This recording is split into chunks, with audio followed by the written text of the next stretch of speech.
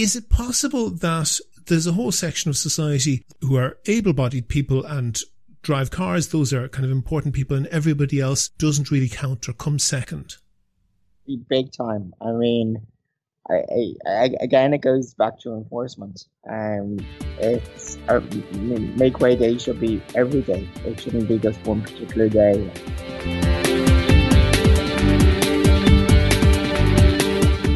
This is Here's How, Ireland's political, social and current affairs podcast, presented by William Campbell. Thank you for downloading episode 128 for the 19th of December 2021. In the last podcast, I talked to Professor Norman Fenton, the Professor of Risk Information Management at Queen Mary University of London. He takes a position that could fairly be described as opposed to COVID vaccines, COVID lockdowns, and pretty much everything else that he calls the official narrative to do with the SARS-CoV-19 virus. We had a lot of feedback on that podcast, to say the least. Some of that feedback was around my interviewing style. People complained that I didn't allow Professor Fenton to speak enough, that I interrupted him too much. There are a couple of things to say about that. Firstly, it's certainly true that I interrupted him more than I usually do in interviews with other guests. Secondly, despite that, there were 5 occasions in the podcast where Professor Fenton spoke for between 1.5 and 2 minutes, completely uninterrupted. Given that a typical Morning Ireland interview might be 3 or 4 minutes in total, questions and answers altogether, I think that indicates that he had ample opportunity to get his points across. But the more important thing to say is that, having listened back again since we put that podcast out, I think I was completely justified in interrupting him when I did. In fact, not only do I think I was justified, I would say that if I hadn't interrupted, and interrupted straight away, I would have been clearly in the wrong. The reason I say that is because I interrupted when the guest said things that were straight up false. I don't mean here something that I disagree with. I don't mean a flawed analysis that I might debate. I mean a plain and simple, externally verifiable, real-world fact. For example, Professor Fenton said in the interview that the CDC, that's the American Centers for Disease Control, he said that they had announced that COVID most likely originated in a laboratory in Wuhan. That's plain nonsense. They have said nothing of the sort, although that claim is all over anti-vax social media. I immediately cut in and challenged him, and after some back and forth he acknowledged that it was untrue. Listeners, you might disagree, but I think that was the right thing to do. There is a trope out there that goes, interviewers shouldn't interrupt. I disagree. If I don't interrupt, you end up with a party political broadcast. As I said, I had quite a bit of correspondence, but one listener in particular went to a lot of trouble, firstly to write a very detailed email, but also to be courteous and respectful and engage with the issues rather than insulting people. That's something that's often missing in the debate, so I really appreciated that. I can't deal with all of the points that he raised, but I think that some of them are really important. One thing he said was, what if there's no conspiracy? What if this is simply groupthink which has led to a mass vaccination program? That's a really interesting point. The authorities around the world are being forced to make decisions, very consequential decisions, at great speed. The idea that all of these governments are part of a global conspiracy just doesn't pass the smell test. In some cases, these are governments that can't manage the most basic forms of cooperation, such as Britain and France. They are totally unable to solve the problem of migrants crossing the channel, or even agreeing who can fish where.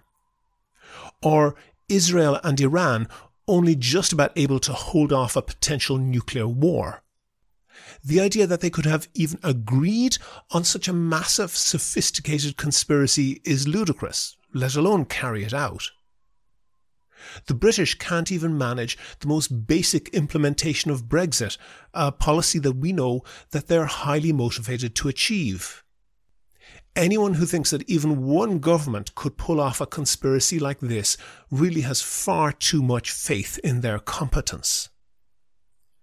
But groupthink is a different thing and is a real problem that can lead to real disasters, particularly when decisions have to be made under pressure. I want to draw a clear, hard line here between the science, what is known, and the political and moral response to that science. Science can tell us what is. Science cannot tell us what ought to be. Now, in some cases, that second leap is so small that it almost disappears. Science can tell us that a nuclear war would kill millions of people. The follow-up, that it would be a terrible thing, is so obvious that almost no further discussion is necessary, but things are rarely so clear-cut. Science can estimate that any given lockdown could save X number of lives, damage the economy to Y degree, and make problems of depression, missed education for children, isolation for domestic violence victims, Z much worse.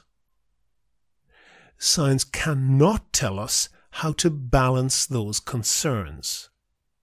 It can't say how much collateral damage is it worth to avoid how many deaths. That's a political and a moral question.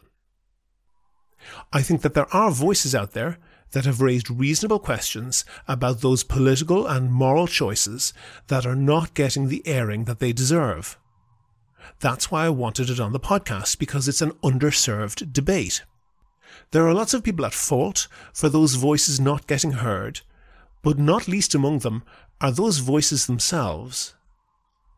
If someone is arguing that the cost of a lockdown outweighs its benefits, that's a reasonable debate to have. Unless they are grounding their position in saying that COVID was invented by lizard aliens in a lab in China to inject us all with a microchip so Bill Gates can kill us by remote control using 5G and it doesn't exist anyway. It's just not possible to debate with someone like that. I searched long and hard for a speaker who would debate the policy choices being made without dragging in the swivel-eyed nonsense. My email correspondent accused me of getting on the podcast someone who was easy pickings, as a straw man who couldn't hold his own in a debate. That's just not true. Professor Norman Fenton is the Professor of Risk Information Management, an incredibly prestigious position, at Queen Mary University of London, an incredibly respected institution founded in 1785. This is the exact area that he has a mathematics PhD in. I don't have any maths beyond leaving cert, but over and over again in the podcast I had to stop him because he didn't seem able to make basic distinctions, such as between counting people who have died in the time since they got the COVID vaccine and people, if any, whose death was attributable to getting the COVID vaccine. And before anyone accuses me of strawmanning there, that entire list, that COVID was invented by lizard aliens in a lab in China to inject us all with microchips so Bill Gates can kill us by F5G remote control, all of that, not all together obviously, but all of that was within 1 or 2 clicks of the Twitter feed of Professor Norman Fenton, the Professor of Risk Information Management at Queen Mary University of London. But like I said the last time, I'm not an expert, so if I get anything wrong, I'm happy to receive any corrections. And if someone can debate the policy without going into all the insanity, I'd be delighted to hear from you. In a moment, we'll have a couple of interviews, but first I want to thank all of my donors on Patreon. I really appreciate everyone who donates on Patreon.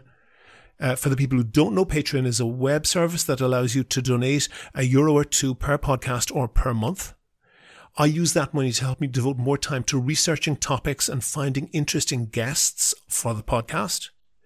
If you think that you could do the same as the other donors, there's details on the website and at the end of the show. Do you agree? Do you disagree? Follow at Here's How Podcast on Twitter and like Here's How on Facebook for updates on each show's contents. On the line, I have Inspector Peter Woods. He's an inspector at the Dublin Roads Policing Division at the Garda Síochána.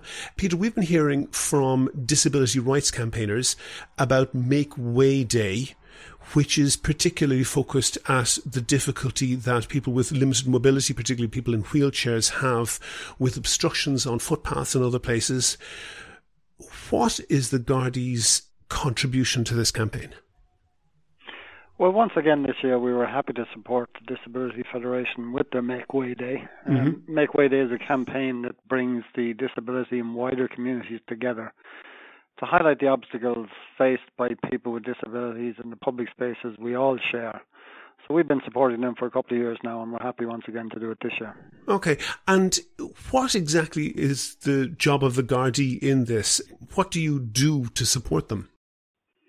Well, obviously we're responsible for enforcement of road traffic legislation, but this year in particular, as traffic volumes return to more normal levels following the lifting of the pandemic restrictions, we're just asking motorists and reminding them to be more aware of their surroundings when they're parking. On-street parking is at a premium once again in towns and cities across the country. So we're asking people just to consider how their actions and how their parking will impact on people with disabilities, who very often need that extra bit of space and not to obstruct footpaths or access routes. Okay, and asking people to be considerate and raising awareness, that's obviously important, and that's the role of the Disability Federation and other people, other NGOs. But in particular, enforcement is the role of the Guardi. Do you think that's being done adequately? Yeah, I mean, it is, of course, an offence to park on a footpath in the first instance, and you can be fined for doing so or even have your vehicle towed. To date this year, we've issued almost 3,500 fixed charge notices nationwide for parking offences on footpaths, etc. We also... Do you think that's adequate? Do you think that gives an adequate level of enforcement? I think so, yeah. Well, the reason why I'm asking you is because I had a particular experience going back a couple of years where I lived in Rialto with a wide footpath, and there were two cars parked side by side, both entirely on the footpath, and coming towards me past these cars, and it was a fit young guard, and he was just about able to kind of wriggle between the wing mirrors of these two cars, and then he walked towards me, and I asked him, would he not ticket those cars? And his response was, yeah, sure, they're just keeping up out of the way. Isn't there reflected in the Guardi an attitude problem that is also in wider society, that people just don't see that as a problem? Well, certainly that's something we're very much working on, and in particular with this Make Way Day campaign. That's the excuse we get all the time, that shall only be a minute. It's not hurting anyone. But we're asking people just to remember how you might impact on someone with a disability.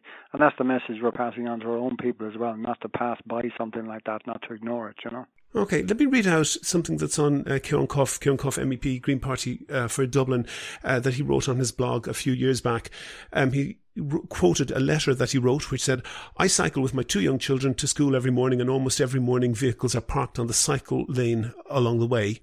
This morning a Garda vehicle parked in the lane, and the driver remained in the vehicle while his colleague went into the adjoining delicatessen. I tapped on the window of the vehicle and asked the driver not to park in the bicycle lane. He told me he had a right to park there and asked me if I had lights on my bike. And I have to say, I've tried to report very bad parking that has been causing a real obstruction and causing real limitations to people's mobility. And I've got that attitude as well. Are you sure that that the Guardi aren't behind the curve on this? No, I don't think we are, to be quite honest with you. I mean, at the moment, we're launching our Safer Roads for Dublin campaign, which we're running for October, November. Cycle enforcement and cycle lane enforcement is a very big part of that. And we work closely with Dublin City Council in policing the new cycle lanes that they've installed during the pandemic. And if you take a look at our social media or at Garda Traffic Twitter account, you'll regularly see examples of enforcement operations that we in fact, I have it open. I have it open in front of me, but I'm looking at the tweets to Garda traffic. That's to say, people who are tweeting at Garda traffic, and it is just picture after picture after picture of people saying, would you ever do something about this? And I've actually talked to the police in Wales. Now, Wales is a country, less than half the size of Ireland. They have what's called Operation Snap, where they take more than 250 reports per month online. You can literally just go on the internet on your phone or on a computer and submit a photograph and any other information that you have of traffic offences, but it's particularly these type of parking offences, and that then gets actioned. Do we have anything like that? We don't, and I am familiar with the project you mentioned because I've spoken to the people who run it. We are looking at something like that. It's not up and running yet, but I would imagine we will have something very similar to that in the near future. But at the moment, if you report anything like that, you can send it in to traffic@garda.ie, and we will certainly action that. And how many? Just to be clear, how many prosecutions or fines come out of that per year, per month? Well, I don't have the stats to hand. Would you say it's anything like 250 reports a month, with more than half of them getting some sort of penalty? I honestly don't know. Okay. I mean, I can come back to you on that one. Would you accept that there is an ingrained attitude problem in wider society, that an awful lot of people who have cars just believe that they have a right to park them wherever they like?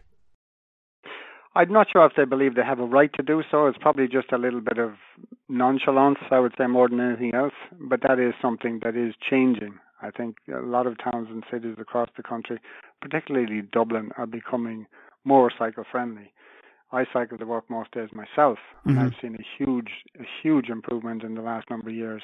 In the numbers of people cycling has increased, obviously. The cycle infrastructure has increased with the city councils, and enforcement is improving as well. So I think we're getting there. Inspector Peter Woods at Dublin Roads Policing Division, thank you very much for talking to me. Thanks, William. On the line, I have Sean O'Kelly. Sean is the co-founder of a group called Access for All Ireland, and he's been listening to that interview that we just heard with Inspector Peter Woods. Sean, two questions. First of all, what is Access for All Ireland? And secondly, what do you think of what the Garda inspector said? Hi, William. Thank you so much for having me on the podcast. Access for All Ireland was set up about 3 years ago. I became a disability activist back in 2016, where I was going for a driving lesson, and those who needed assistance, I was getting the Dart there and back from where I live, and those who needed assistance with Irish Rail needed to ring 24 hours in advance, need to give 24 hours notice, which is terrible. I mean, nobody should have to give so much notice. So I always gave a couple of hours notice. So I was on this particular day back in March in 2016. I got to Clontarf station, and there was nobody there to meet me. It's happened many times before, and so the driver got me off. I got off the Dart and approached the lift to discover that it was out of service, and I was never told of that beforehand. So as you can imagine, I was furious, and I felt helpless. So that's kind of a little bit of a backstory behind my story. I should say you use a wheelchair, which is why you're being asked to ring 24 hours in advance before you use the Dart, and that's why the lift would be extremely important to you. It's crucial. It's absolutely crucial, or else I wouldn't be able to get out of this station independently, and I am a very independent person.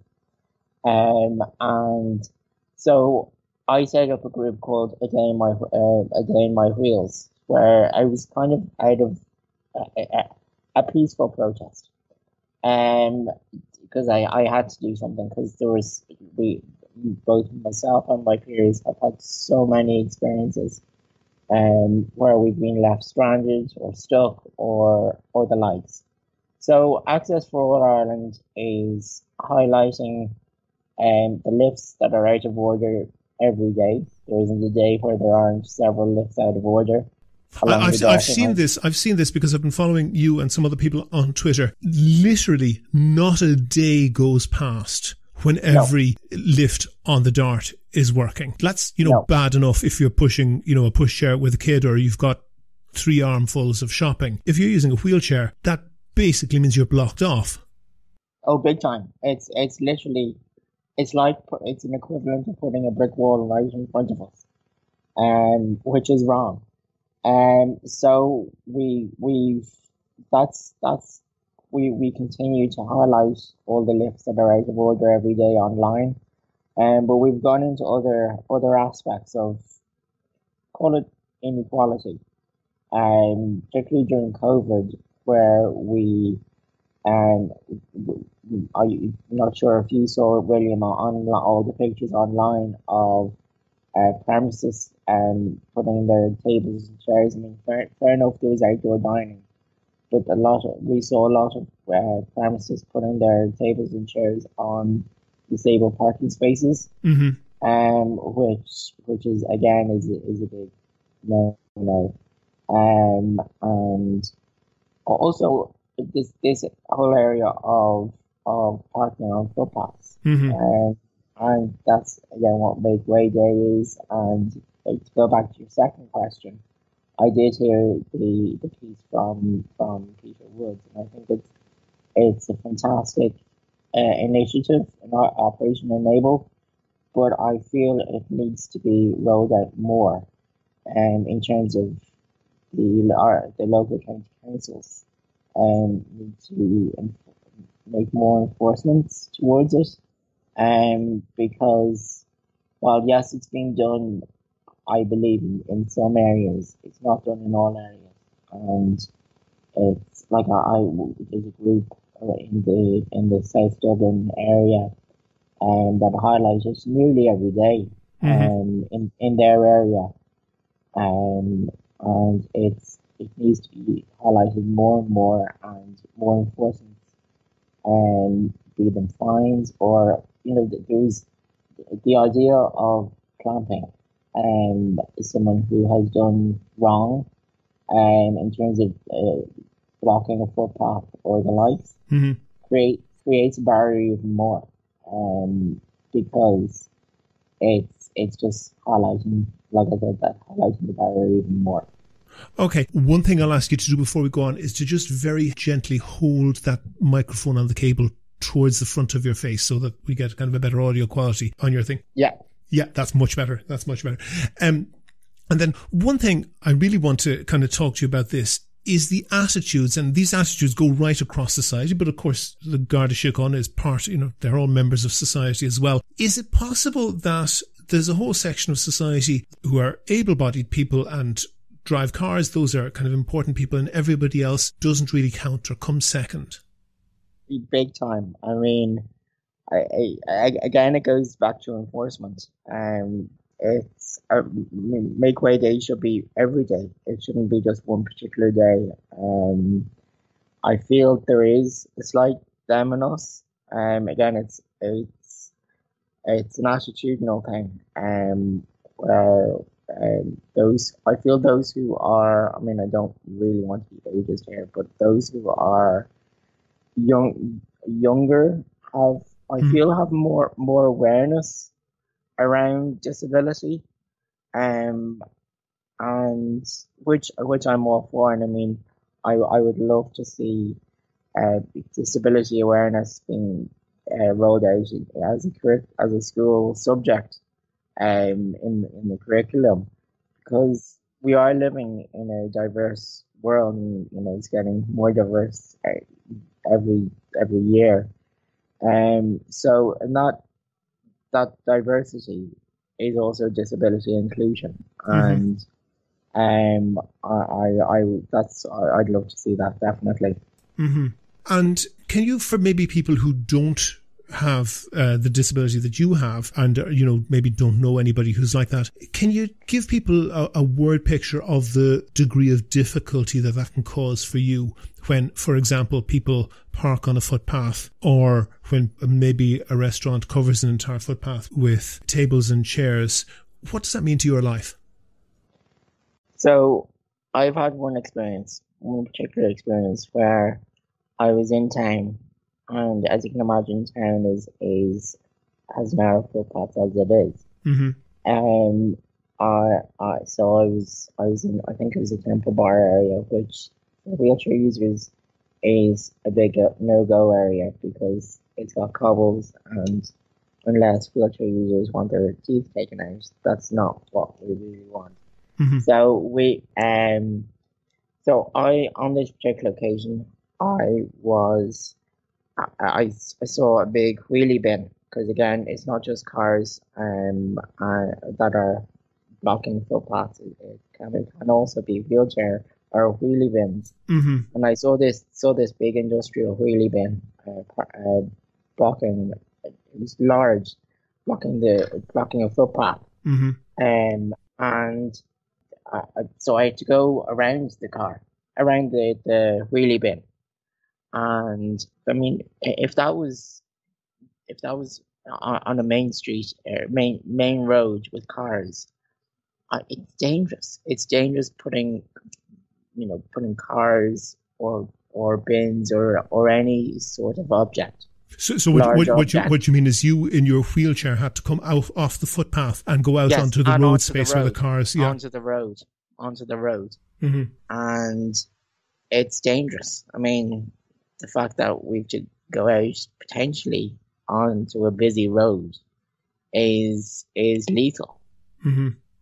And and what do you, and we perhaps will be dealing with them in a future podcast, but what do you say when you see politicians who come on and literally are campaigning and writing to their constituents saying how they have made representations to the local authority for their constituents to continue to be allowed to park on the footpath? That's wrong. I mean, it's allowing people park on footpaths. Mm-hmm. And which in effect should be the opposite. Local county councillors should put forward motions to have fines.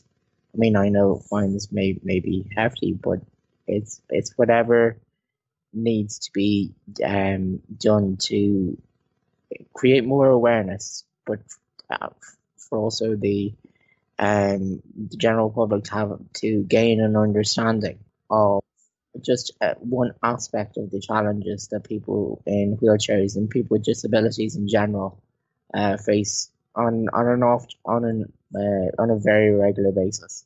Mm-hmm.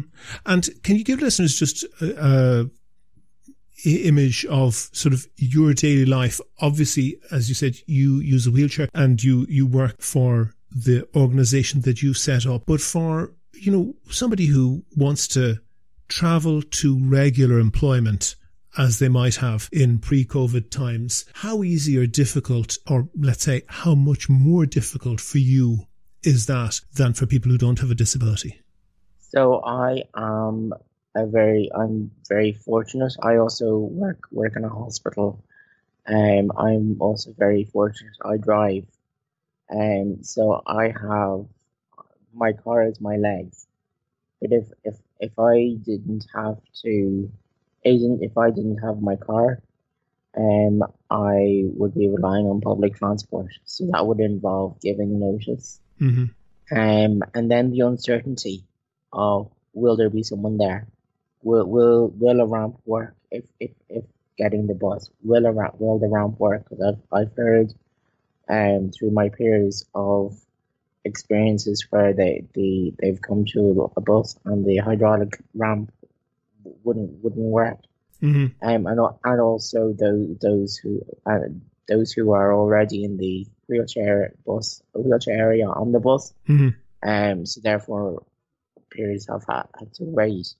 I do know a friend of mine had to give up her work. She was going from Clontarf to Blackrock on the Dart, I think every day, and she'd give up her job because the stress of having to make that commute and that stress, the challenges that are faced. She just had to give up her job, and we really shouldn't have to give up our job due to stress of the system, and in order to accommodate us. Sean O'Kelly, co-founder of Access for All Ireland, thank you very much for talking to me. Thank you so much. Do you agree? Do you disagree? Here's How is Ireland's political, social and current affairs podcast. Go to the website for sources and references from the show. And while you're there, you can like the show on Facebook, follow the show on Twitter @Here's How Podcast, and follow Sean O'Kelly @AccessForAll7. And get in touch with me if you can suggest a guest or topic for the next show. Thanks again to all of the patrons on Patreon. Their donations allow me to devote time to research and finding interesting guests. And if you could do the same as them and donate €1 or €2 per podcast or per month, please do go to patreon.com/here'show. That link is on the website. Also there you can find out how to subscribe to the podcast for free on your computer, on your phone or by email. All that information is at www.here'show.ie. The Here's How podcast is produced and presented by me, William Campbell. The assistant producer is Kevin Wolfe. Thank you for listening.